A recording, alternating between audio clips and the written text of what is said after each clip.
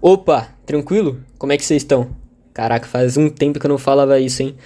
Mas nesse vídeo eu trago pra vocês um review completo da caixa de 100 cores da linha Super Soft da Faber-Castell, mostrando desde a estrutura e dos testes iniciais do material até o uso dele no desenho, que diga-se de passagem foi o meu melhor do ano na minha opinião, e algumas considerações finais.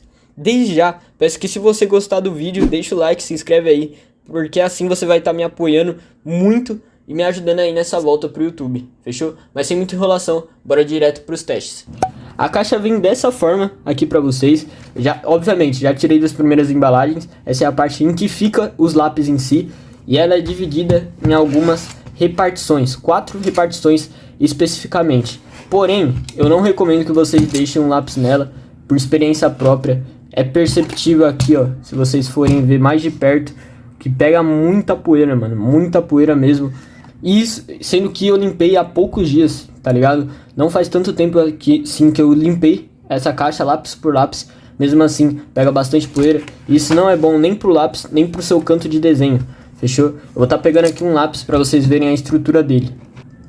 Essa é a estrutura do material. Como vocês podem ver, ele vem no sistema de numerações, diferente da outra caixa da Faber-Castell, que vem os nomes dos lápis e com esse pequeno indicador da cor. Porém, eu não recomendo que você siga ele à risca, porque a cor ela pode ser muito diferente disso, dependendo da pressão, dependendo da mistura, ou até mesmo ter uma certa disparidade com essa parte aqui, verdadeiramente, fechou? Sobre a estrutura do material, dá para perceber que é bastante caprichado para a criação, para a formatação desse lápis, porém, como eu não disse, mas eu estou gravando isso após tê-lo utilizado, é perceptível que na questão da madeira e da mina do lápis ele é extremamente frágil. Então, para apontar foi bastante desgastante assim ao longo do processo do desenho. No meu ponto de vista, esse é o maior problema dele, mas ele possui diversos outros pontos fortes que eu vou estar apresentando para vocês conforme vai passando o vídeo. Dei um zoom aqui para vocês verem um pouco melhor. Eu vou estar testando o tom vermelho sozinho para vocês verem o funcionamento do lápis e depois vou estar aplicando um degradê de azul para vocês verem o real funcionamento na mistura de cores.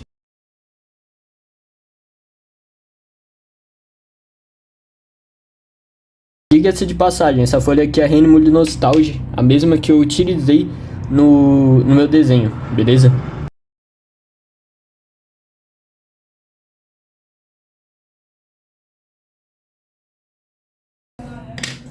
Ó, ficou assim. Como vocês podem ver, é um lápis que preenche bastante o papel, mas é perceptível também que ele deixa um tom opaco, que pra mim, pelo menos, não interfere muito, não me importo muito com essa questão.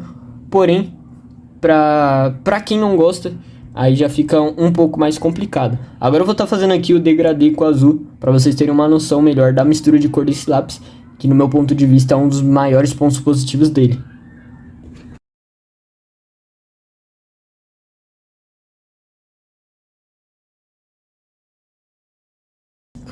Ó, o degradê ficou assim, então é perceptível que eu não busquei muita perfeição nesse degradê, até porque é só um teste rápido para vocês terem uma noção do funcionamento do material, beleza? Mas a prova real vai ser agora, que eu vou estar mostrando para vocês todo o processo do desenho e vocês vão ver o funcionamento desse lápis num desenho de verdade, beleza? Então bora! Antes de começar a falar sobre a coloração e sobre os detalhes do material em si, queria só dar uma recomendação rápida aqui pra vocês, porque o curso Jornada Jovem Desenhista, que é o curso que eu recomendo em todos os vídeos e que eu fiz, ele está com uma promoção especial de Black Friday, com o curso base saindo por apenas R$ 57,00.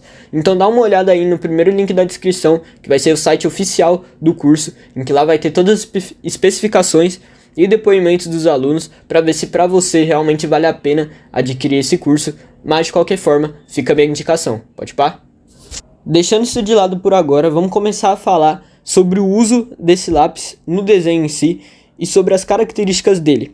Desde já afirmo para vocês que o lápis cumpre totalmente o que promete no quesito de maciez. Ele é um lápis extremamente macio e te dá uma facilidade muito grande na coloração, impactando diretamente na mistura e no preenchimento dos poros.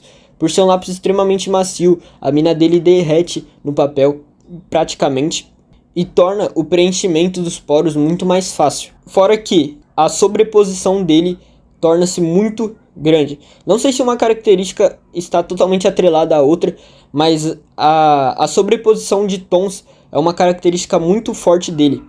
Por isso, ele não é um lápis que eu recomendo para quem está iniciando no desenho por agora.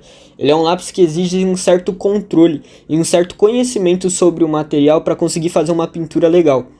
Como o Super Soft, ele é um lápis, como eu disse, que tem uma sobreposição muito forte e ele participa muito claramente no desenho, independente das camadas que você tenha passado anteriormente, acaba que ele fica muito complicado de usar para quem está ainda começando a colorir. Então, para você que está iniciando na coloração, eu ainda recomendo que você pegue lápis um pouquinho mais simples, como um Faber-Eco ou um Multicolor, que são as melhores opções no meu ponto de vista, para você que está querendo aprender a colorir verdadeiramente, beleza? Falando agora sobre a gama de cores, por ser uma caixa de 100 cores, mas não só por isso, porque eu já utilizei a caixa de 50 e a de 24, a gama de cores ela é muito ampla e te dá a possibilidade de fazer praticamente qualquer desenho. Contudo, não recomendo que você adquira a caixa de 24 e eu já vou estar falando sobre isso para você logo logo, beleza? Mas, por conta disso, eu não tive nenhuma dificuldade na busca por tonalidades. Obviamente eu tive que misturar bastante tons, entretanto ficou muito simples de identificar que cores eu teria que usar e a maioria das partes do desenho eu poderia ter até tentado fazer com somente um tom, por mais que ficasse uma qualidade um pouco mais simples. Ele dá uma capacidade muito grande de você finalizar desenhos mais rapidamente e de você ter mais liberdade na hora de colorir. Falando rapidamente sobre como foi o uso dele na parte do Tanjiro, eu tive um certo problema que eu senti ao longo disso, que não interfere totalmente na coloração, mas que tira um pouquinho o resultado que ele poderia ter.